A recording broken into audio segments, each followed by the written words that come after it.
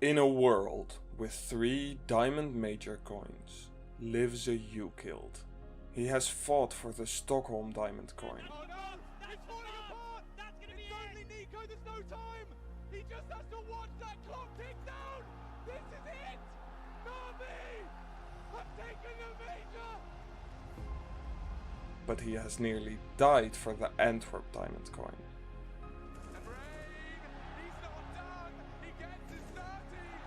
And phase 2 frags away! One more! They have done it! But alas, he made it to the final challenge. Will he achieve the impossible and get the grasp over all 3 diamond coins? With all 3 coins he shall be infinitely powerful, but will he achieve this elusive goal? Find out in the Rio Pick'ems End Game. Okay, so a bit over the top maybe? Well, never mind. Let's do the Pick'ems, shall we? First of all, we have the Challenger stage, so we should select that. And here we go. Now the first team that I think will be majorly important in this major and will most likely get through at least is Cloud9. We will put them first.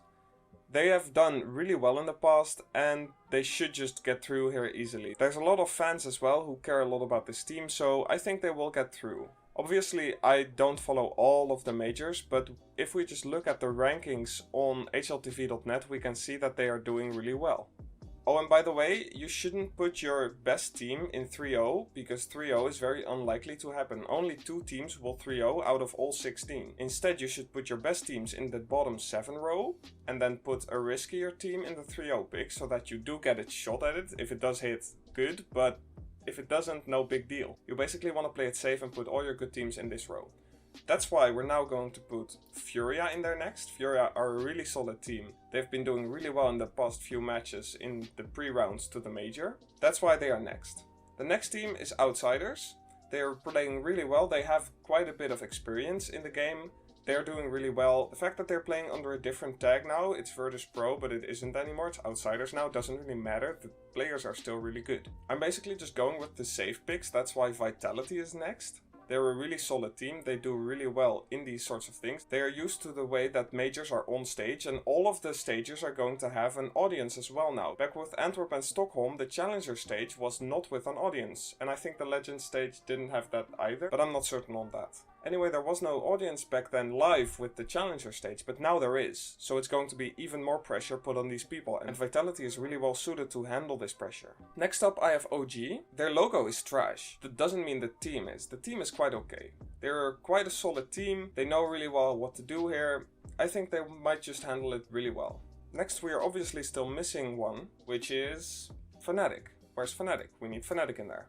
If we look at the HLTV rankings, they are in the top 20 together with most of these teams, which is what you should look at. People often look at how they did in the past. For example, with the Antwerp Major, a lot of people thought Navi was gonna win again because they were the best team, because they had Simple. That didn't happen because a lot of other players also are really good, and sometimes you just win even though you're not the best. Fnatic, really solid team. They have to be in here as well. Now the last team that I think will advance to the Legend stage. It's kind of hard for me. I really wanted to put a Brazil team in there, like Imperial, but I can't. I think I'm going to put Mouse in there.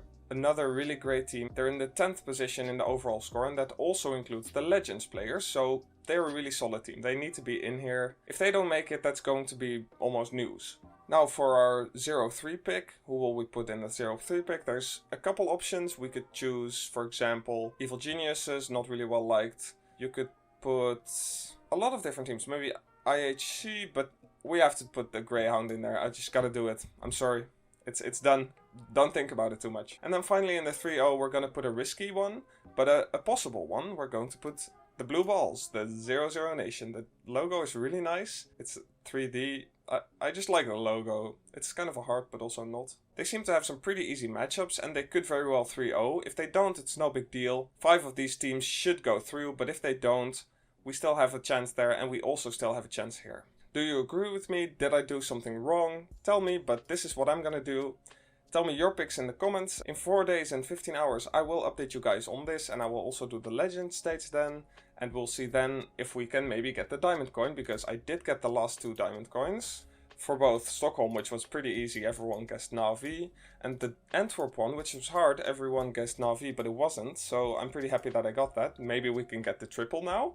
That's what we're going for. But anyway, these are my picks. Tell me what you guys think of it, okay? If you want to know what Valve just did with Rio in the last update, then check out this video next. They somehow added skins for storage units, but in a very weird way. If you want to trade your items for new ones, you can trade them with me. I have a low fee and tons of items to choose from. Link is in the description. If you're still watching, you are truly awesome. Thank you. Goodbye.